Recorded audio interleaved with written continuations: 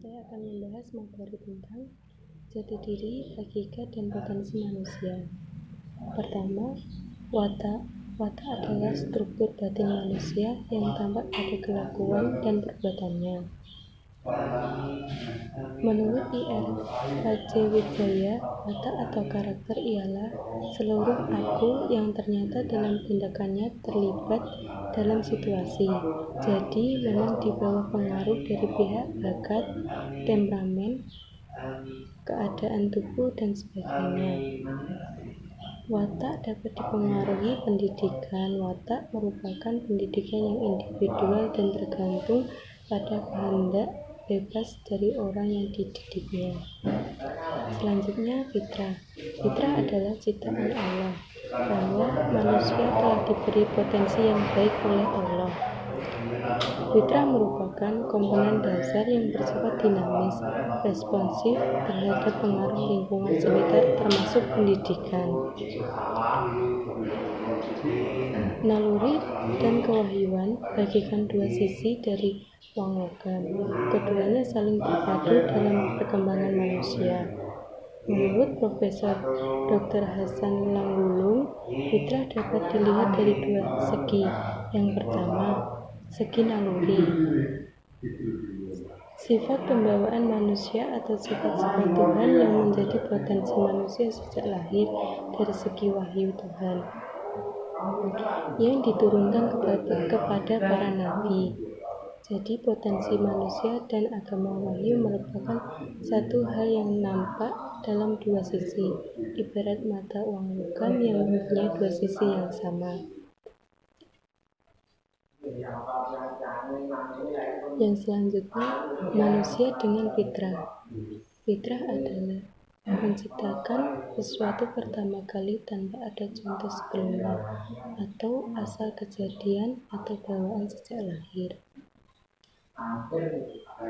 Fitrah menurut Al-Baikai adalah ciptaan pertama dari tabiat awal yang Allah ciptakan manusia atas dasarnya.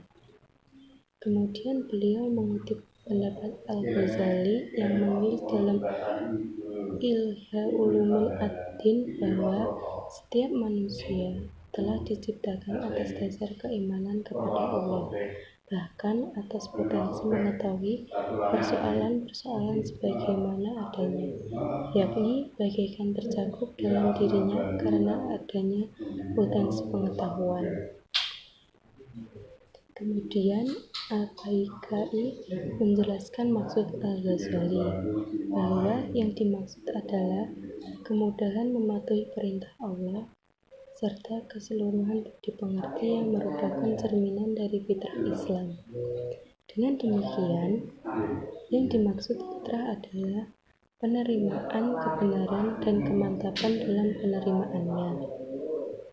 Para ahli psikologi Islam mengatakan bahwa dimensi fitrah manusia dibagi menjadi 3 bagian, yaitu fitrah jasmiyah atau fitrah jasadiyah, fitrah rohaniyah, dan fitrah nafsaniyah atau fitrah psikofisik. Ibnu Taimiyah membagi fitrah menjadi 2 macam. Yang pertama, fitrah al-munazzah, yang kedua, fitrah al-ghorizah. Muhammad Arifin membuat kesimpulan, fitrah adalah kemampuan dasar perkembangan manusia yang dibawa sejak lahir, potensi dasar berkembang secara menyeluruh atau integral. Aspek-aspek fitrah adalah komponen dasar yang bersifat dinamis, responsif terhadap lingkungan sekitar, yang meliputi bakat dan kecerdasan, insting atau naluri, nafsu dan dorongan-dorongan atau dirfas. Fitrah bagi manusia adalah salah satu dari 2 karakter manusia sebagai khalifah, sedangkan ruh bersatu dengan badan. Menurut Plato, manusia memiliki 3 potensi, yakni nafsu, kemauan atau pikiran. Omar Muhammad Al-Tawni Al-Syaibani berpendapat bahwa hakikat manusia terdiri dari badan, akal, dan ruh. Ketiga dimensi tersebut diibaratkan laksana segitiga. Urgensi fitrah bagi manusia tidak dapat dipisahkan dari peranan dan fungsi manusia. Juga dapat dilihat dari sisi kemanusiaannya. Manusia di samping memiliki kelebihan dibandingkan dengan makhluk lain ciptaannya, juga memiliki kelemahan-kelemahan yang dapat menjerumuskan ke taraf yang lebih rendah dari binatang sekalipun. Kedudukan fitrah, baik itu potensi lahir maupun batin, jasmani maupun rohani, bagi manusia adalah suatu keniscayaan dalam usaha memenuhi tujuan, peran dan fungsinya sebagai khalifah di muka bumi sebagai bentuk tanggung jawabnya kepada Sang Khalik. Selanjutnya, orientasi nilai-nilai kemanusiaan. Yang pertama, perkembangan paradigma nilai-nilai kemanusiaan. Perkembangan tersebut secara bertahap dan berevolusi kesadaran manusia secara personal maupun sosial berlangsung dalam sebuah proses historis. Yang kedua, basis kontekstualitas nilai-nilai kemanusiaan yang universal. Akal budi yang memuat manusia bisa mengatasi dan melampaui segala keterbatasan yang dimiliki oleh makhluk lain. Yang ketiga, yang selanjutnya, hubungan manusia dengan ketuhanan. Franz Nedler tidak mengatakan kesempurnaan manusia dengan Tuhan, karena menurut keyakinannya Tuhan telah mati. Agama Haniyah hanyalah bikinan orang-orang yang lemah untuk dapat melindungi dirinya dari orang jahat. Paham ini dikembangkan oleh Kormot, tetapi dia berpendapat sebaliknya, bahwa agama diciptakan oleh orang kuat untuk menindas orang lemah. Tokoh tasawuf Islam Ibnu Arabi yang melebihi konsep manusia ideal yang menjadi fokus penampakan pada Tuhan.